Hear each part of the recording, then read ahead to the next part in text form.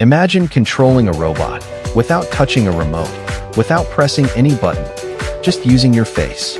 Astonished Face Robot Face. In this project at Kiwan Robotech Center, our students explored the amazing world of artificial intelligence by teaching an mBot2 robot to understand facial emotions.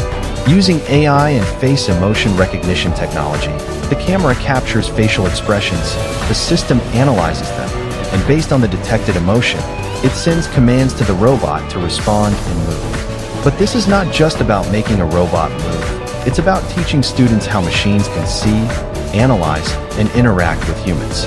Behind this simple-looking project are powerful concepts like artificial intelligence, computer vision, programming, and robotics. Instead of only consuming technology, our students are becoming creators who can build the technology of tomorrow. From a smile on a face to a real robot reaction, this is how ideas become innovations. At Kiwan Robotech Center, we believe the future belongs to those who learn how to create, experiment, and solve problems using technology. If you want your child to explore robotics, coding, and AI through exciting hands-on projects, join us and let them start building the future today. Rocket Robot Face.